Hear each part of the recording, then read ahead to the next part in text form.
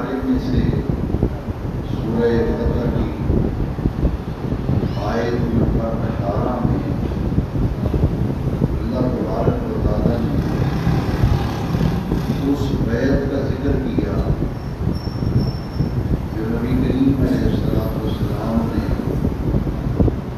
صحابہ کرام سے حضرت عثمان غنی ذوالنورین رضی اللہ تعالیٰ عنہ کی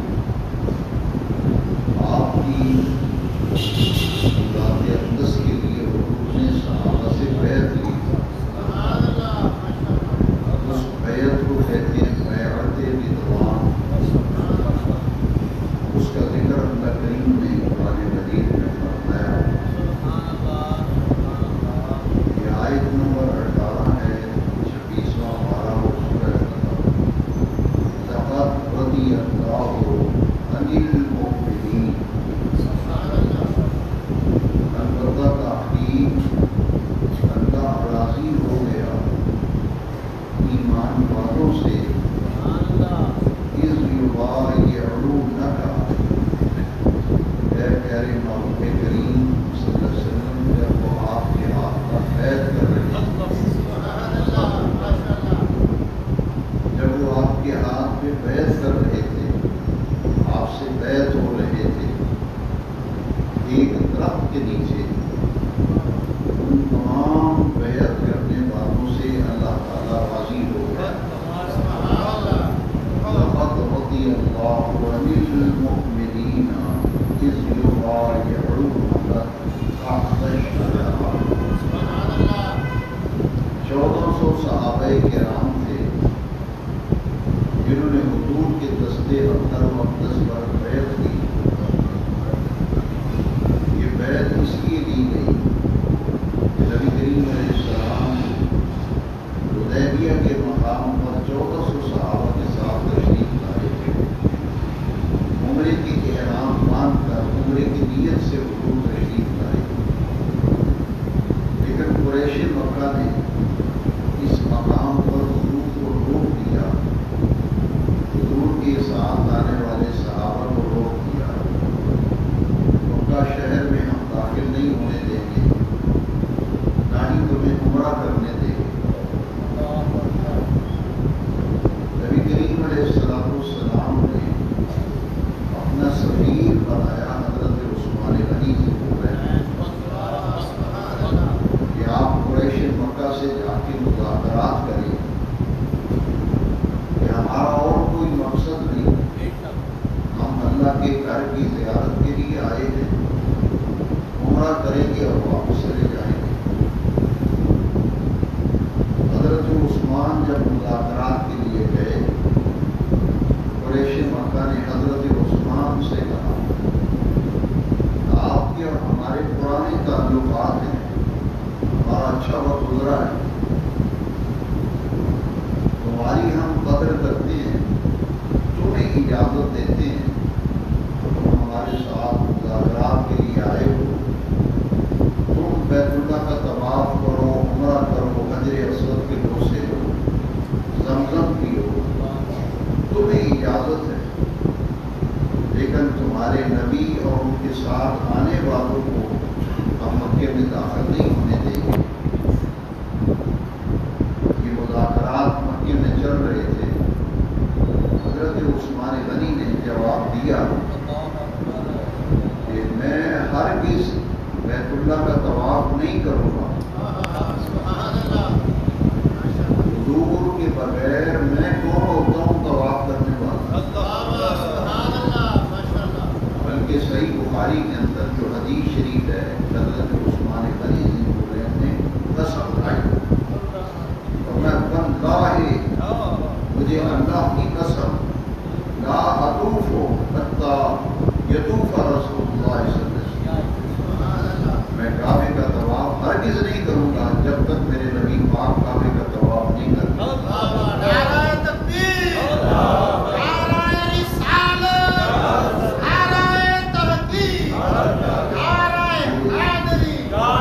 بیت اللہ اور کعبہ ہے تو نسبت مصطفیٰ سے،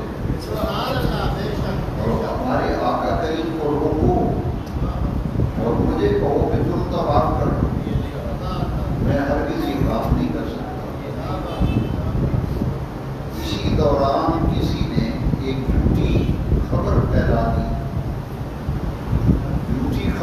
پھیلتی ہے اسے افواہ کہتے ہیں.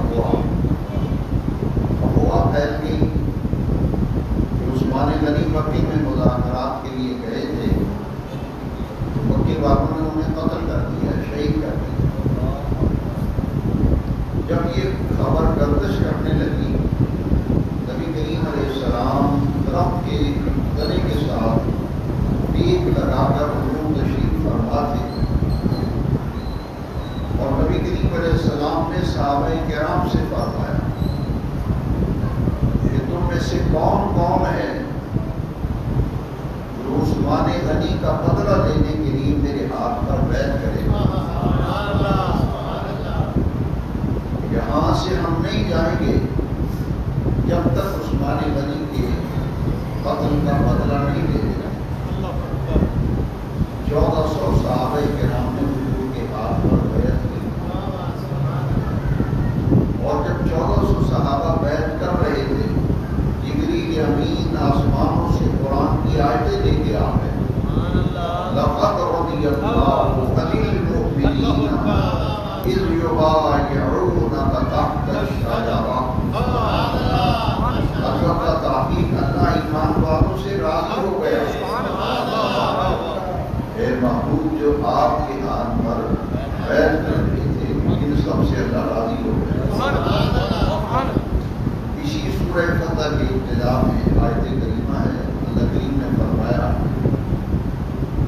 ایک تو ان سے راضی ہونے کا اعلان کیا، اور دوسرا نبی کریم صلی اللہ علیہ وسلم کی عظمت، حضور کے مقام اور حضور کے مرتبے کو قرآن مجید میں اللہ کریم نے اجاگر فرمایا کہ بیعت تو حضور کے ہاتھ میں کی جا رہی ہے، بیعت حضور سے کی جا رہی ہے. رب کریم نے قرآن میں آیت نازل کر دی، ان الذین یبایعونک انما یبایعون اللہ. یہ محبوب جو آپ کے ہاتھ پر بیعت کر رہے ہیں، یہ تو آپ کے ہاتھ میں بیعت نہیں کر رہے، یہ تو اللہ کے ہاتھ میں بیعت کر رہے ہیں. ان الذین یبایعونک انما یبایعون اللہ. حضور کی بیعت کو اللہ کریم نے اپنی بیعت کا راز سنا. ان سب سے اللہ راضی ہو گیا. جب 1400 صحابہ کرام بیعت کر چکے تو سب سے آخر میں اب نبی کریم علیہ السلام نے فرمایا کہ تم سب نے بیعت کر لی ہے، اب میں عثمان کی طرف سے خود اپنے ہاتھ میں بیعت کرتا ہوں. عثمان کی طرف سے اب میں بیعت کرتا ہوں. اب کچھ لوگ یہاں اعتراض کرتے ہیں کہ اگر نبی کریم علیہ السلام کو علم تھا کہ عثمان شہید نہیں ہوئے تو حضور نے بیعت کیوں لی کہ عثمان غنی کے خون کا بدلہ لینا ہے، بیعت کرو. اس سوال کا جواب بڑے غور سے سن لیں. بیعت ہمیشہ زندہ کی طرف سے ہوتی ہے، مردہ کی طرف سے بیعت نہیں ہوتی. سب صحابہ بیعت کر چکے. حضور کو یقین تھا، حضور کو علم تھا کہ عثمان غنی شہید نہیں ہوئے. اسی لیے حضور نے فرمایا کہ اب میں عثمان کی طرف سے خود اپنے ہاتھ پر، اپنے ہاتھ سے عثمان کی بیعت کر رہا ہوں. حضور نے اپنا ایک ہاتھ فضا میں بلند فرمایا. حضور نے فرمایا ھذا ید عثمان، یہ عثمان کا ہاتھ ہے. پھر دوسرا ہاتھ بلند کیا، فرمایا ھذا ید محمد. اس نقطے کو ذرا غور سے سننا ہے. فرمایا یہ عثمان کا ہاتھ، یہ محمد کا ہاتھ. اور حدیث کے لفظ ہیں فَضَرَبَ يَدَ عَلَى الْأُخْرَى. حضور نے ایک ہاتھ دوسرے ہاتھ پر زور سے مارا جس سے آواز پیدا ہوئی. فرمایا یہ عثمان کا ہاتھ، یہ محمد کا ہاتھ. ہاتھ دور سے مارا جس سے آواز پیدا ہوئی. ورنہ اپنا عثمان کی طرف سے خود اپنے ہاتھ پہ بیعت کر رہا ہوں. تو بیعت زندہ کی طرف سے ہوتی ہے. حضور کو یقین تھا عثمان غنی شہید نہیں ہوئے. پھر بیعت کا مقصد کیا تھا؟ پھر بیعت کا مقصد کیا تھا؟ بیعت اس لیے کی گئی. آج جمعے کے خطبات میں اکثر خطبہ آپ کو حضرت عثمان کے نام کے ساتھ ایک صفاتی نام جامع قرآن جب پڑھا جاتا ہے، آپ نے سنا ہوگا اور آپ سنتے رہتے ہیں. جامع قرآن یہ عثمان غنی کی صفت ہے کہ انہوں نے قرآن جمع کیا. انہوں نے قرآن جمع کیا. ان کے دور خلافت تک یہ قرآن مجید کتابی شکل میں موجود نہیں تھا. حضور کی ظاہری حیات طیبہ میں بھی قرآن ایک کتاب کی صورت میں، یہ دو قطوں کے درمیان جو قرآن ہے کہ حضور کے ظاہری حیات طیبہ میں یہ قرآن نہیں تھا. حضرت ابوبکر کے دور میں بھی نہیں تھا، حضرت عمر کے دور میں بھی نہیں تھا. حضرت عثمان غنی رضی اللہ تعالیٰ عنہ سے اللہ نے یہ کام لینا تھا جمع قرآن. قرآن جمع کرنے کا کام اللہ نے حضرت عثمان سے لینا تھا. اس لیے قرآن مجید کے مختلف اجزاء کو جا کر کے دو قطوں کے درمیان پہلا نسخہ جو قرآن مجید کا تیار ہوا تھا وہ حضرت عثمان غنی کے دور خلافت میں ہوا. اور یہ کام اللہ کریم نے حضرت عثمان غنی سے لیا. آج بھی ترکی کے اندر استنبول کے عجائب گھر میں وہ نسخہ موجود ہے جو حضرت عثمان غنی نے تیار کروایا تھا. اس کا نام ہے مصحف عثمان. یہ قرآن کتابی شکل میں جمع اور تدوین اور ترتیب. یہ رکوع کی عین جو ہے یہ عثمان کی عین ہے.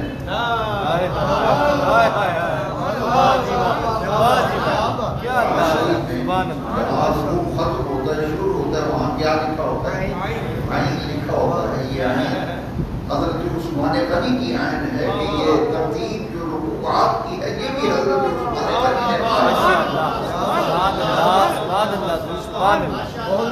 پورے قرآن کو جو جمع کیا.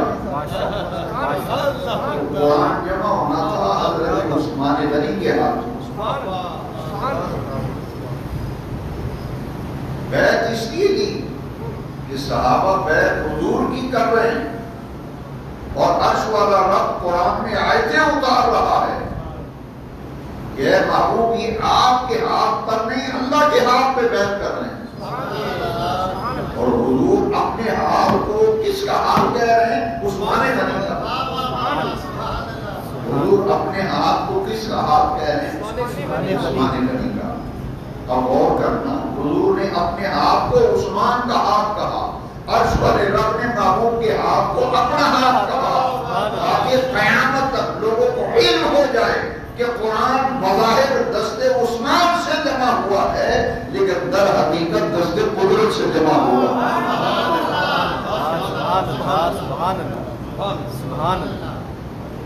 حضور عثمان غنی کے ہاتھوں سے قرآن جمع ہونا. بیعت اسی لیے دی گئی کہ جب بیعت ہوگی عرش والا رب آیتیں اتار. معمولی آپ کے ہاتھ پہ بیعت نہیں تو اللہ کے ہاتھ ہو جاتے ہیں. اور بیعت کے وقت حضور فرماتے ہیں آغا یہ تو عثمان، یہ عثمان کا ہاتھ ہے.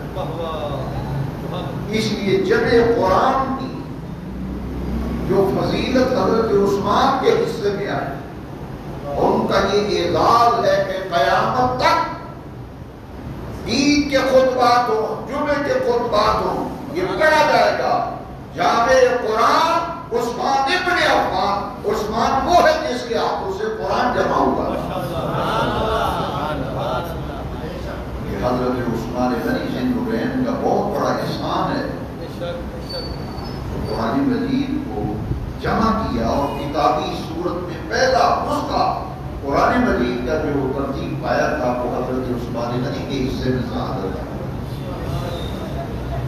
آج بھی عرب ممالک کے اندر اس قرآن مجید کو اگر آپ دیکھیں تو وہی کی ایئرپورٹ پہ چھوٹی سی مسجد ہے، وہاں فلائٹ لیٹ تھی تو میں قرآن شریف کی تلاوت کے لیے مسجد میں گیا۔ میں نے قرآن شریف جب نکالا تو اس میں لکھا ہوا تھا مصحف عثمان، مصحف عثمان، کہ یہ وہ ترتیب ہے، یہ وہ جمع ہے قرآن جو حضرت عثمان کے حصے میں ثابت ہے، یہ ان کا امت پر احسان ہے۔ انہوں نے قرآن مجید جمع کر کے امت کے سامنے پیش کر دیا۔ یہ قرآن کی جمع کرنے کی سعادت جو عثمان غنی کے حصے میں آئی، اب جب بھی ان کا نام لکھا جاتا ہے جامع قرآن۔ اور ایک اور صفت جو جمعہ خطبات میں پڑھی جاتی ہے وہ ہے کامل الحیاء والایمان، کہ عثمان ایمان میں بھی کامل ہے اور حیا میں بھی کامل ہے۔ حضور کے صحابہ کی تعداد تو 1.25 لاکھ ہے، لیکن حضرت سیدنا عثمان غنی رضی اللہ تعالیٰ عنہ وہ ہیں جن کو نبی کریم علیہ السلام نے ڈائریکٹ اور براہ راست حضور نے فرمایا کہ میرا عثمان بڑا حیا والا ہے، میرا عثمان بڑا حیا والا۔ اور ان کے نام کے ساتھ آپ کو لکھا ہوا نظر آئے گا ذی-النورین، عثمان غنی ذی-النورین۔ لفظ غنی یہ حضور کی زبان اقدس سے عطا کیا گیا حضرت عثمان کو۔ صحابہ 1.25 لاکھ ہیں، لیکن عثمان کے نام کے ساتھ جو غنی کا لفظ لکھا جاتا ہے یہ نبی کریم علیہ السلام کا عطا کیا ہوا صرف، کیونکہ حضرت عثمان غنی مالدار تھے۔ پورے صحابہ میں سب سے زیادہ امیر،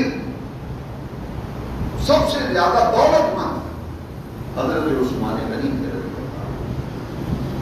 آج بھی یہ امت، یہ ملت اسلامیہ حضرت عثمان غنی کے احسانات کا بدلہ کبھی نہیں دے سکتی۔ آج بھی مدینہ منورہ میں، آج بھی مدینہ منورہ میں پرانا جو شارع ستین ہے مدینہ شریف، اس سڑک کے اوپر آپ جب چلیں گے تو آپ کو ایک بڑی بلند و بالا ایک بلڈنگ نظر آئے گی۔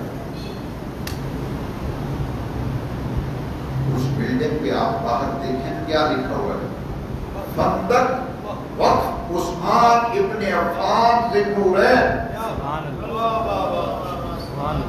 یہ پراپرٹی حضرت عثمان غنی کی تھی، اور اس پراپرٹی کو بہت بڑی خندق ہوٹل بنا دیا گیا۔ اس کی جتنی آمدن ہے وہ ساری کی ساری دین کے لیے وقف ہے حضرت عثمان۔ آج بھی انٹرنیٹ پہ آپ گوگل پہ سرچ کریں گے تو آپ کو وہ بلڈنگ نظر آئے گی جس میں یہ لفظ جلی حروف کے اندر لکھا خندق وقف عثمان ابن عفان ذی-النورین۔ ایک تو غنی کا لفظ حضور کا عطا کیا ہوا لفظ، دولت مند تھے لیکن اسلام کے لیے پیسہ بہایا حضرت عثمان۔ کوئی ایسا موقع نہیں جب حضور نے دین کے لیے خرچ کرنے کے لیے کہا ہو اور عثمان پیچھے رہا ہو۔ ہر موقع پہ مال خرچ، بلکہ یہ حدیث شریف جو ہے یہ فضائل و مناقب عثمان غنی میں نمایاں درجے کی حدیث ہے۔ جامع ترمذی میں روایت ہے اشترا عثمان الجنہ من النبی صلی اللہ علیہ وسلم قرتین حیث حفر بئرہما وحیث جعل جیشا۔ جامع ترمذی میں حدیث ہے کہ حضرت عثمان غنی نے نبی پاک سے 2 مرتبہ جنت خریدی۔ کتنی مرتبہ؟ 2 مرتبہ جنت خریدی۔ جیسے خریدی ادھر غور سے سنو، پھر آپ کو حکمت سمجھ میں آئے گی کہ ان کے نام کے ساتھ جو غنی کا لفظ لکھا ہوا ہے۔ مدینہ شریف کا ایک کنواں تھا جس کا پانی میٹھا تھا، شیریں، بڑا لذیذ پانی تھا، ذائقہ اس کا بہت خوشگوار تھا، ایک ہی کنواں، اور اس کی ملکیت جو ہے وہ یہودی کے پاس تھی، اس کا مالک یہودی تھا، پانی فروخت کرتا تھا، بیچتا تھا۔ مسلمانوں کے لیے بڑا مسئلہ تھا، پینے کے لیے پانی ایک ہی کنواں میٹھا ہے، پانی صحیح نہیں۔ مدینہ شریف اس کنویں کے پانی کے لیے صحابہ لائنوں میں لگتے۔ ایک دن حضور منبر پہ تشریف لائے، حضور نے فرمایا، صحابہ کو جمع کیا، حضور نے فرمایا تم میں سے کون ہے جو میرے روما خرید کر مسلمانوں کے لیے وقف کرے، میں اس کے لیے جنت کا وعدہ کرتا ہوں۔ من حفر بئر روما فلہ الجنہ، تم میں سے جو کوئی، روما یہ یہودی کا نام تھا، روما، اس نے اپنے کنویں کا نام بھی میرے روما رکھا ہوا، وہاں جاؤ روما یہودی سے کنواں خرید کر وقف کرو، مجھ سے جنت لے لو، میں جنت کا وعدہ کرتا ہوں، میں اس کو جنت دوں گا جو میرے روما خرید کر وقف کرے۔ حضرت عثمان غنی رضی اللہ تعالیٰ عنہ وہ پورا کنواں جو ہے وہ خریدا، اور پورا کنواں خرید کر مسلمانوں کے لیے وقف کر دیا۔ کوئی پائی پیسہ نہیں، اپنے بیگانے جس کا دل چاہے پانی پیے، یہ وقف ہے۔ آج بھی مدینہ منورہ جو زیارات پہ لوگ نکلتے ہیں تو زیارت کرانے والے اس کنویں کی زیارت کراتے ہیں جو حضرت عثمان غنی نے خرید کر میرے روما مسلمانوں کے لیے وقف کیا۔ 2 مرتبہ جنت خریدی، ایک عیس و حفر بئر روما، جب روما کنواں خرید کر وقف کیا، وہ عیس و جہاد جیش الاسرا، اور دوسری مرتبہ جنت تب خریدی جب حضور کی ظاہری حیات طیبہ میں لڑے جانے والے سب سے آخری غزوے جو سن 9 ہجری میں غزوہ تبوک، اس کو غزوہ اسرت بھی کہتے ہیں، اس پوری جنگ اور پورے غزوے کا جتنا خرچہ آیا تھا وہ اکیلے حضرت عثمان غنی نے اٹھایا۔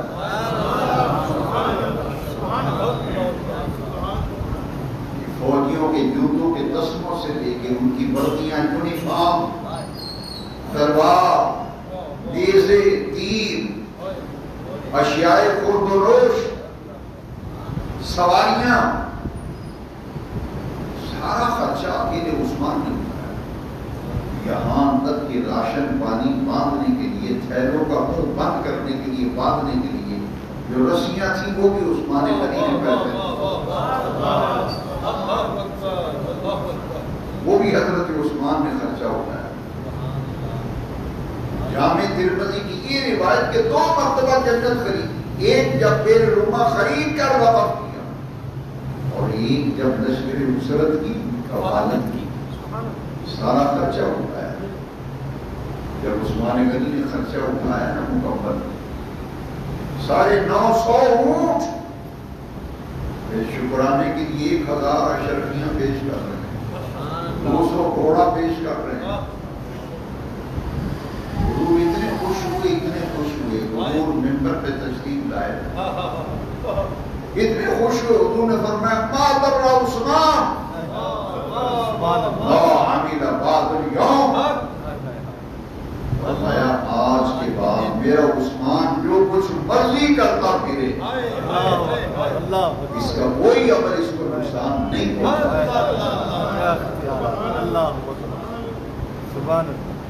دوسرے لفظوں میں حضور نے فرمایا اے باری تعالیٰ، عثمان نے اتنی قربانی دی ہے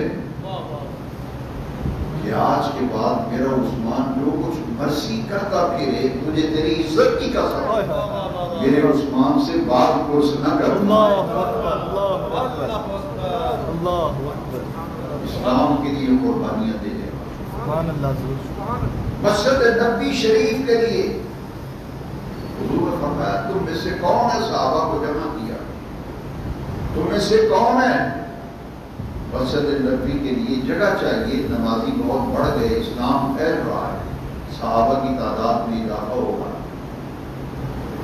تو اسی مسجد کے لیے پلاٹ چاہیے، جگہ چاہیے۔ کون ہے جو 7 والا مکان خرید کے وقف کرے گا؟ حضرت عثمان غنی کو کسی نے بتایا، حضور نے ایسے فرمایا، حضرت عثمان حضور کے پاس آئے کہ حضور اگر وہ مکان میں خرید کے وقف کر دوں،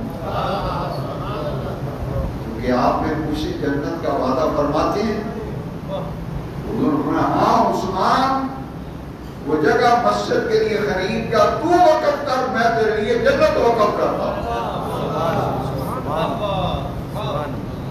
پھر حدیث میں لفظ ہے کہ حضور آپ ضمانت دیتے ہیں جنت کی، ہاں میں تمہیں جنت کی ضمانت دیتا ہوں۔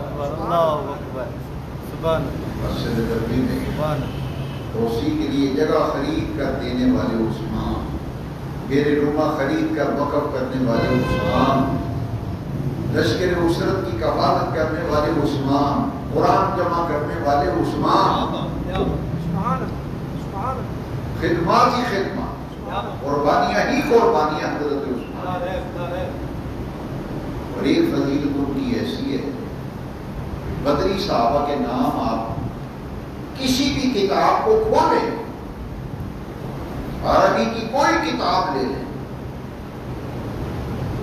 بدری صحابہ 313 کے اسماء مبارکہ جب آپ فہرست پڑھیں گے تو چوتھے نمبر پہ آپ کو ایک نام آئے گا، وہ نام ہوگا عثمان غنی۔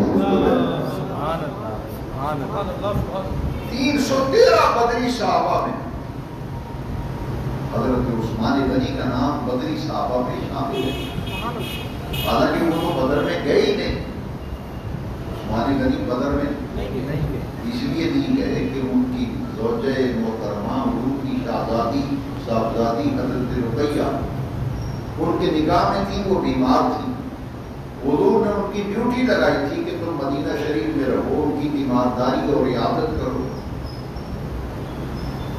لیکن جب حضور واپس تشریف لائے تو حضرت رقیہ کا انتقال ہو چکا تھا۔ مال غنیمت جب تقسیم ہونے لگا تو حضور نے ایک حصہ اٹھا کر ایک طرف رکھ دیا، مال غنیمت تقسیم کرتے ہوئے ایک حصہ اٹھا کر سائڈ پہ کر دیا حضور۔ جب مال غنیمت تقسیم ہو گیا تو صحابہ نے پوچھا حضور سب کو حصہ مل گیا مال غنیمت میں سے، یہ جو آپ نے اٹھا کر الگ حصہ رکھا یہ کس کا ہے؟ حضور نے فرمایا یہ میرے عثمان کا حصہ ہے، میرے عثمان کا حصہ، یہ عرش والے رب نے پسند فرمایا کہ عثمان کا نام بدری صحابہ کی فہرست میں آئے، یہ صحابہ بدر میں شمار ہے۔ اور یہ فضیلت کائنات میں حضرت عثمان کے حصے میں آئی کہ 1.25 لاکھ نبیوں میں سے اور 313 رسولوں میں سے کسی نبی کسی رسول کی 2 بیٹیاں یکے بعد دیگرے کسی ایک شخص کے نکاح میں نہیں آئے۔ پوری انسانیت کی تاریخ پڑھ لے،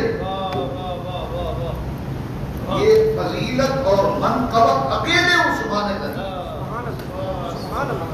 حضور کی صاحبزادی حضرت رقیہ کا نکاح حضرت عثمان سے ہوا، سب 2 ہجری میں ان کا انتقال ہوا، غزوہ بدر سے حضور واپس آئے، حضور عثمان غنی کے گھر گئے، تعزیت کے لیے تشریف لے گئے، عثمان غنی کی آنکھوں میں آنسو تھے، غمگین تھے، افسردہ تھے، حضور نے فرمایا عثمان اصبر یا عثمان، عثمان صبر کرو، دنیا فانی ہے، جو آیا ہے اس نے ایک دن جانا ہے، حضرت عثمان نے عرض کی حضور اس بات کا غم نہیں کہ میری بیوی فوت ہو گئی، یہ غم نہیں کہ میری رفیقہ حیات دنیا سے چلی گئی، میری بیوی فوت ہو گئی، حضور نہیں، اس بات کی فکر اور غم اور رنج اس بات کا ہے کہ میرے گھر میں میرے نبی پاک کی، میرے رسول کریم کی صاحبزادی کی موجودگی کی جو برکتیں تھیں میں ان برکتوں سے محروم ہو گیا ہوں، میں ان برکتوں سے محروم ہوں۔ حضور نے کندھے پہ ہاتھ رکھا اور میں عثمان نہ گھبرا، میری دوسری بیٹی ام کلثوم ہے، اس کا نکاح مجھ سے کر۔ اگر معاشرے میں کوئی اپنی دو بیٹیاں کسی ایک گھر میں بھی دے دے نا تو رشتے دار بھی پوچھتے ہیں، گلی محلے والے بھی پوچھتے ہیں کہ تم نے کیا دیکھا کہ دونوں بیٹیاں ادھر ہی دے دی۔ اللہ کی عزت کی قسم ہے، صحابہ نے بھی حضور سے پوچھا تھا کہ حضور عثمان میں ایسی کون سی خوبی ہے، ایسی کون سی خوبی ہے کہ ایک بیٹی کی وہ فوت ہوئی پھر دوسری بھی دے دی، اور سن 9 ہجری میں 2 ہجری میں حضرت رقیہ کا وصال اور سن 9 ہجری میں حضرت ام کلثوم کا انتقال ہوا، دوسری صاحبزادی کی دنیا سے رخصت ہوا۔ اب حضور نے مولا علی راوی ہیں اس حدیث کے، حضور نے فرمایا اگر میری 40 بیٹیاں بھی ہوتی میں عثمان سے بیاہتا جاتا، فوت ہوتی جاتی، ایک ایک کر کے سب کا نکاح عثمان سے کرتا۔ اور ابن عساکر نے تو 100 کا عدد لکھا ہے، حضور فرمایا میری 100 بیٹیاں بھی ہوتی فوت ہوتی جاتی، میں ایک ایک کر کے سب کا نکاح عثمان سے ہی کرتا۔ صحابہ نے پوچھا حضور عثمان میں ایسی کیا خوبی ہے؟ کیا فرماتے میری 40 بیٹیاں بھی ہوتی میں ایک ایک کر کے عثمان کے نکاح میں دے دیں۔ اب غور سے سننا ذرا، دل پہ لکھنا یہ بات جو نبی پاک کی زبان ہے۔ حضور نے فرمایا تم پوچھتے ہو کہ میں نے 40 بیٹیوں کا کیوں کہا، فرمایا من حیاء عثمان، میں عثمان کے شرم و حیا کی وجہ سے کہہ رہا ہوں۔ میرے عثمان میں جو شرم و حیا کا وصف ہے، میرا عثمان حیا والا ہے، شرمیلا ہے، اس کے اس وصف کی بنیاد پر میں کہہ رہا ہوں۔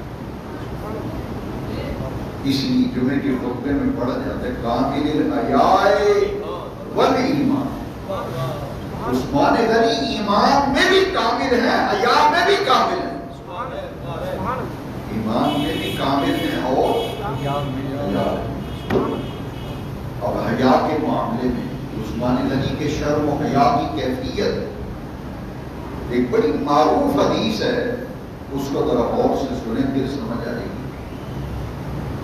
حضور اپنے پلنگ مبارک پر گھر میں آرام فرماتے اور پنڈلی مبارک سے تہمت مبارک تھوڑا سا سرکا ہوا تھا، حضور کی پنڈلی مبارک سے تہمت سرکا ہوا تھا۔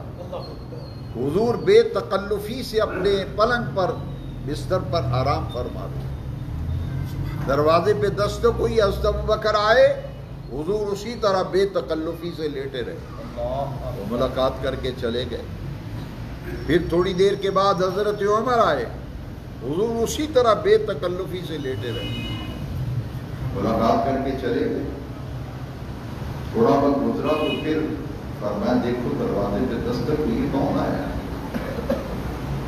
بتایا گیا کہ حضور عثمان غنی سے نورین آئے ہیں ملنے کے لیے، عثمان آئے ہیں ملنے کے لیے۔ جیسے ہی عثمان کا نام سنا نا حضور اٹھ کر بیٹھ گئے، حضور اٹھ کر بیٹھ گئے اور پنڈلی مبارک پہ کپڑا ڈال کر کپڑوں کو حضور نے سمیٹ لیا اور میں اب بلاؤ عثمان کو۔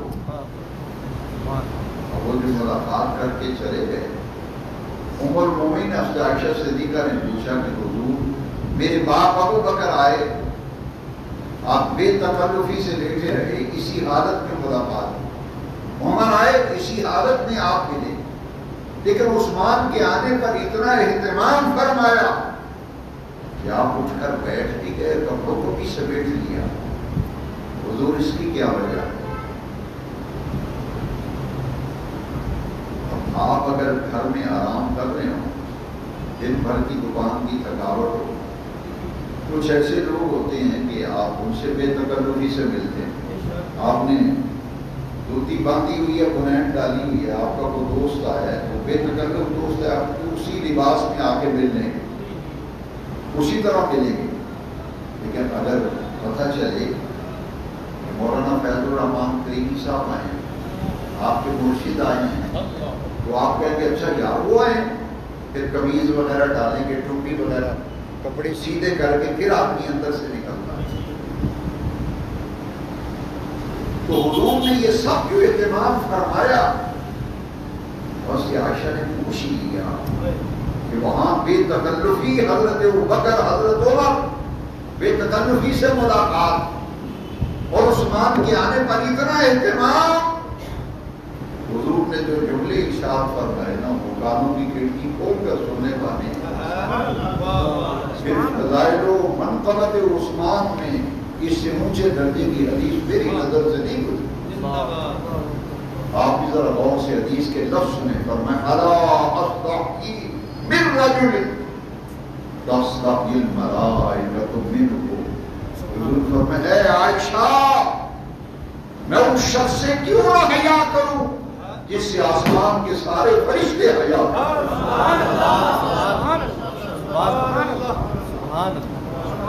میں اس شخص سے حیا کیوں نہ کروں جس سے آسمان کے سارے فرشتے حیا۔ اور ابن عساکر میں جو حدیث ہے وہ تو اس سے بھی اوپر والے درجے کی ہے، وہ بھی ذرا غور سے سن لیں تاکہ آج ہم صفدرآباد میں زینت المساجد جامع مسجد قیوم میں یوم شہادت سیدنا عثمان غنی ذو النورین منا رہے ہیں۔ میرے نوجوان بیٹوں، بزرگوں، بھائیوں، بچوں کو علم ہونا چاہیے، عثمان غنی کا اتنا مقام ہے عند اللہ و عند الرسول، اللہ رسول کی بارگاہ میں اتنا مقام ہے عثمان غنی کا۔ اس حدیث میں تو اتنے لفظ ہیں کہ میں اس سے حیا کیوں نہ کروں جس سے آسمان کے فرشتے بھی حیا کرتے ہیں۔ لیکن ابن عساکر کے اندر جو حدیث ہے ہمارے کانوں کی کھڑکیاں اور دریچے کھولنے کے لیے کافی ہے، ایمان تازہ ہو جاتا ہے، کلیجے میں ٹھنڈ پڑ جاتی ہے۔ حضور نے فرمایا تستحی الملائکۃ من عثمان کما تستحی من اللہ ورسولہ۔ حضور نے فرمایا لوگوں عثمان غنی سے آسمان کے فرشتے اس طرح حیا کرتے ہیں جس طرح اللہ اور اس کے رسول سے حیا کرتے ہیں،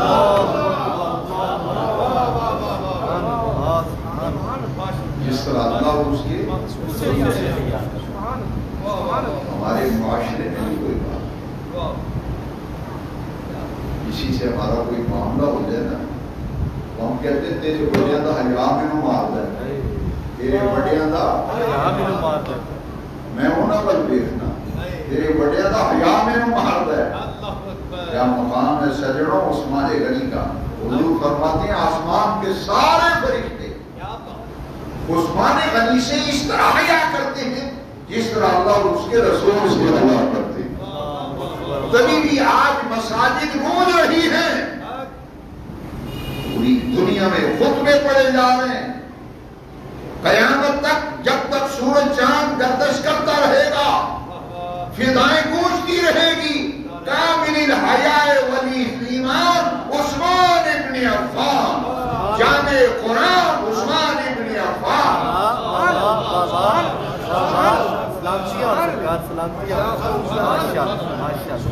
ان کا نام بھی زندہ، ان کا کام بھی زندہ۔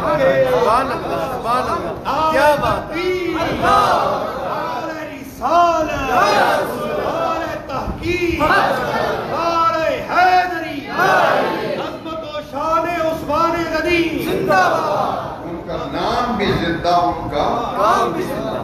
سبحان اللہ، سبحان اللہ، سبحان اللہ۔ تو مسجد پہ یوں بھری ہوئی ہے، ذرا سوچو، تھوڑا سا ذرا سوچو، جمعے میں عید میں ہماری مسجدیں بھری، میدان بھرے ہوئے، ذرا سوچو کیسا وقت ہوگا، کیسا دور ہوگا. پوری روئے زمین پر، پوری دنیا میں صرف 16 بندے مسلمان.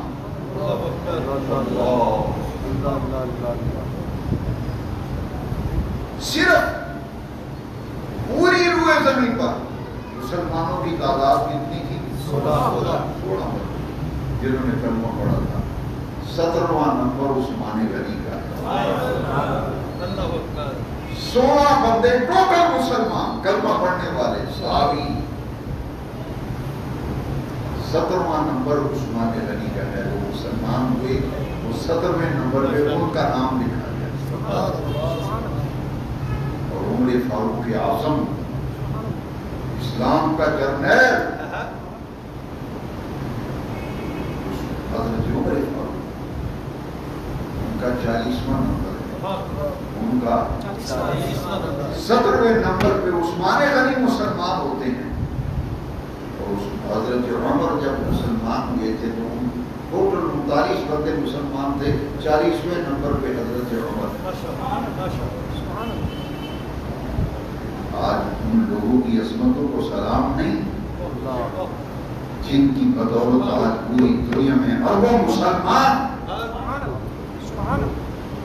نمازیں پڑھ رہے ہیں، مسجدیں آباد ہیں. ان خلفائے راشدین کی قربانیاں ہیں. تیسرے خلیفہ راشد، خلیفہ سوم سیدنا عثمان غنی سے ہے. عثمان ان کا نام ہے، ان کے والد کا نام ہے عفان، عثمان ابن عفان. ذی النورین یہ آپ کا مبارک لقب ہے.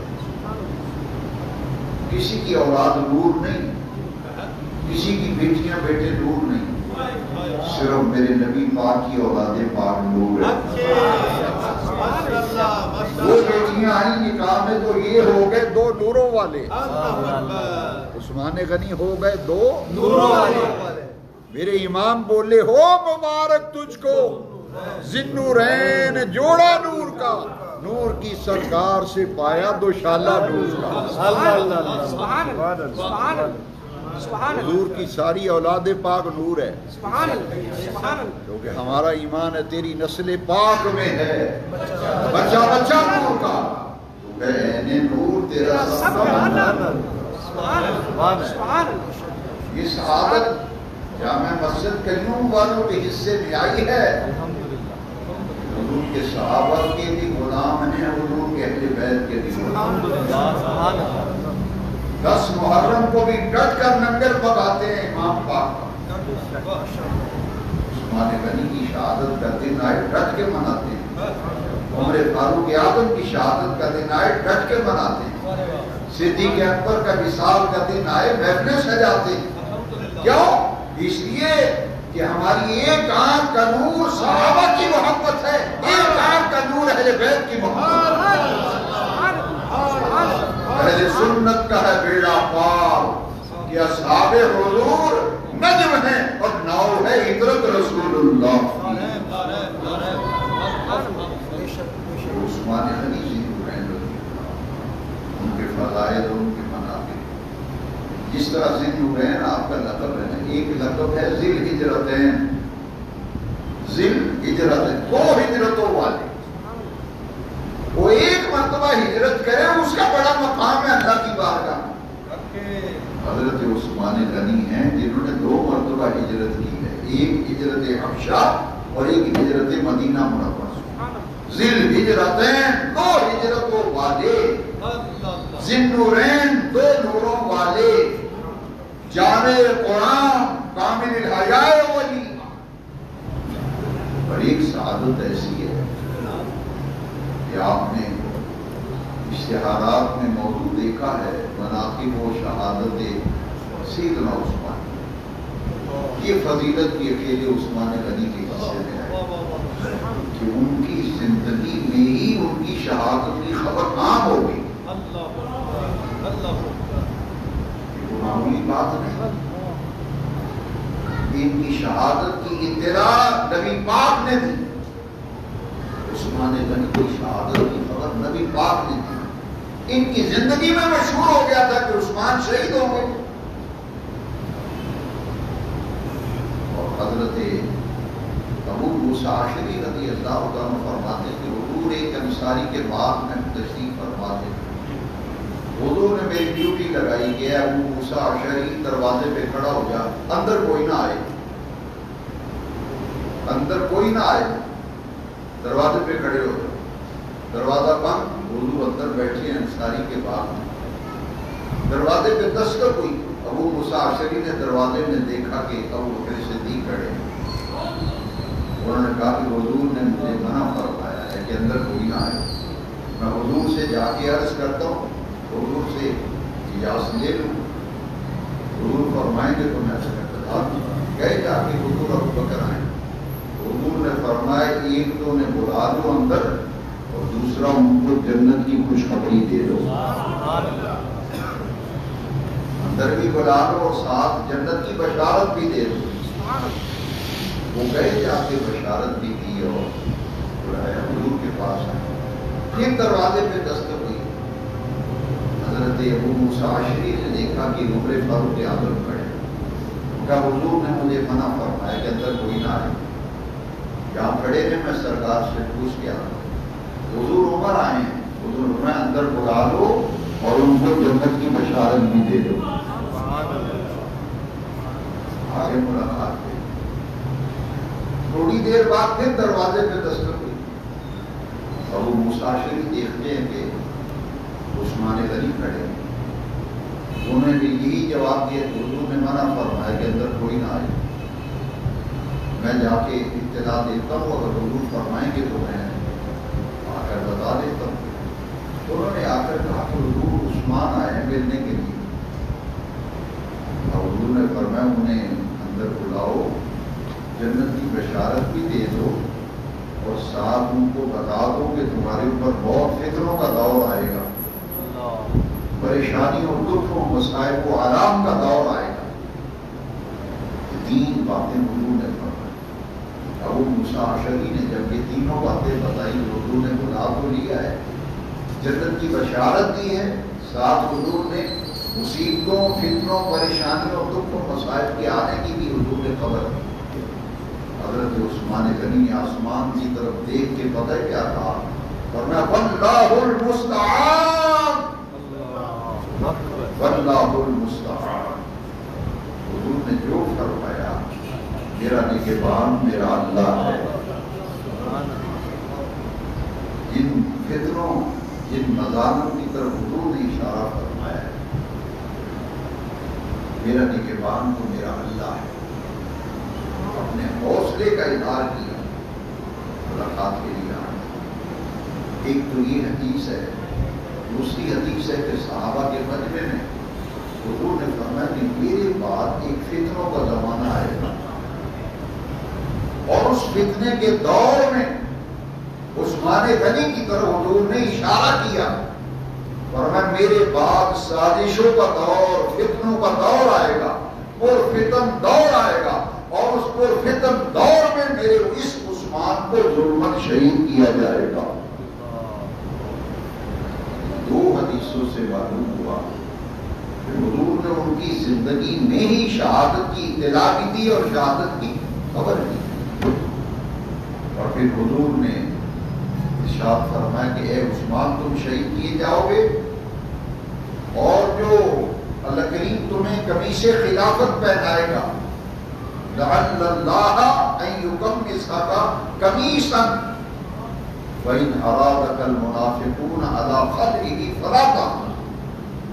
اللہ تمہیں قمیص خلافت پہنائے گا، مسند خلافت پہ بٹھائے گا، اور جو منافق ہوں گے، دین کے دشمن ہوں گے، وہ چاہیں گے کہ تم خلافت سے دستبردار ہو جاؤ، لیکن اے عثمان میری بات پلے باندھ لو، شہید ہو جانا منظور کر لینا، لیکن خلافت سے دستبردار نہ ہونا۔ فَإِنْ أَرَادَكَ الْمُنَافِقُونَ عَلَى خَلْعِهِ فَلَا تَعْمَلْ۔ وہ فتنوں کا دور آیا، 12 سال خلیفہ رہے حضرت عثمان غنی، 12 سال مصر سے بلوائیوں نے سازش کی، یہودیوں نسل تھا ابن سبا، اس نے حضرت عثمان غنی کے قتل کا منصوبہ بنایا، وہاں سے لوگوں کو اکٹھا کیا، مصر سے لے کر مدینہ شریف پہنچا۔ سارے اہل مدینہ حج کرنے گئے ہوئے تھے مکہ شریف، اور 18 ذی الحج کو جمعے کے دن سن 35 ہجری جمعے کا دن روزے کی حالت میں قرآن پڑھتے ہوئے حضرت عثمان غنی کو شہید کیا۔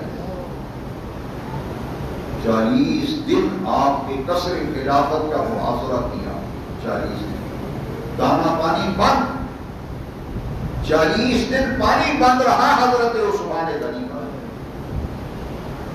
کھانے پینے کا راشن بند۔ ظالموں نے گھیرے میں لے لیا حضرت عثمان کا مکان۔ مولا علی تشریف لائے، امام حسن اور امام حسین پاک کو دروازے پر پہرے دار مقرر کیے کہ بلوائی اس دروازے سے داخل ہو کر عثمان غنی کو شہید نہ کر دے، لیکن وہ جو قاتل تھے وہ حضور عثمان غنی کے مقام کے ساتھ ایک مکان تھا، اور اس سے تیسرا مکان جو ایک انصاری صحابی تھے ان کا تھا۔ مصر سے آنے والے جو تھے اس مکان کی چھت پہ چڑھے اور دوسرے مکان کی چھت سے ہو کر حضرت عثمان کے مکان کے سین میں اتر گئے۔ روزے کی حالت میں جمعے کا دن قرآن کی تلاوت کر رہے تھے حضرت عثمان غنی، اور قرآن پڑھتے ہوئے حضرت عثمان غنی کو شہید کیا۔ حماد نام تھا قاتل کا جس نے عثمان غنی کو شہید کیا، مصری تھا وہ۔ حضرت نائلہ تلوار پکڑنے کے لیے آگے بڑھی، ان کی انگلیاں کٹنی۔ حضرت عثمان غنی کی بیوی، ان کی زوجہ محترمہ کا نام نائلہ تھا، حضرت نائلہ، ان کی انگلیاں کٹ گئی، سر میں زخم آئے حضرت عثمان غنی رضی اللہ عنہ، اور اللہ کا قرآن پڑھتے ہوئے عثمان غنی کو شہید کیا۔ پہلے سپارے کے آخری صفحے پر وہ قرآن کی آیت، خون کا ایک فوارہ نکلا جو اس آیت پہ جا کے گرا، فَسَيَكْفِيكَهُ اللَّهُ وَهُوَ السَّمِيعُ الْعَلِيمُ۔ وہ قرآن جس پر شہادت کے وقت عثمان غنی کا خون گرا، آج بھی استنبول ترکی کے اندر وہ قرآن مجید موجود ہے۔ وزٹر سیاح جب جاتے ہیں تو اس قرآن شریف کی زیارت کر کے شہادت کے وقت حضرت عثمان غنی کی عمر مبارک جو ہے 80 برس، 80 سال، پورے صحابی 80 سال کی عمر، روزے کی حالت، قرآن پڑھتے ہوئے شہید کیا گیا۔ قیامت کے دن جب پوچھا جائے گا کہ عثمان جب تمہیں شہید کیا گیا تم کیا کر رہے تھے؟ عرض کریں کہ باری تعالیٰ روزہ رکھا ہوا تھا، جمعے کا دن تھا، تیرا قرآن پڑھتے ہوئے شہید۔ بڑی دردناک شہادت ہے عثمان غنی۔ آپ کہیں گے کس اعتبار سے؟ 3 دن تک آپ کا جسر مبارک پڑا رہا،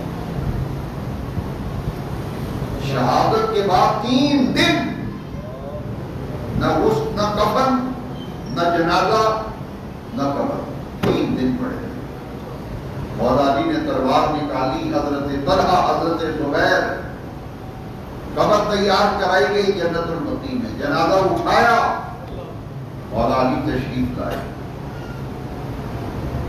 جیسے ہی جنازہ اٹھایا پتھر مارے گئے، جنازہ واپس،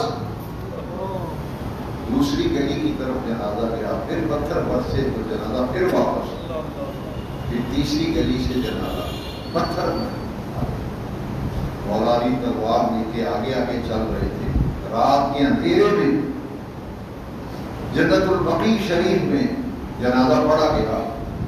وہ عثمان جس کے نکاح میں رسول اللہ کی 2 صاحبزادیاں، جس نے 2 مرتبہ نبی پاک سے جنت خریدی، اللہ سے جنت خریدی۔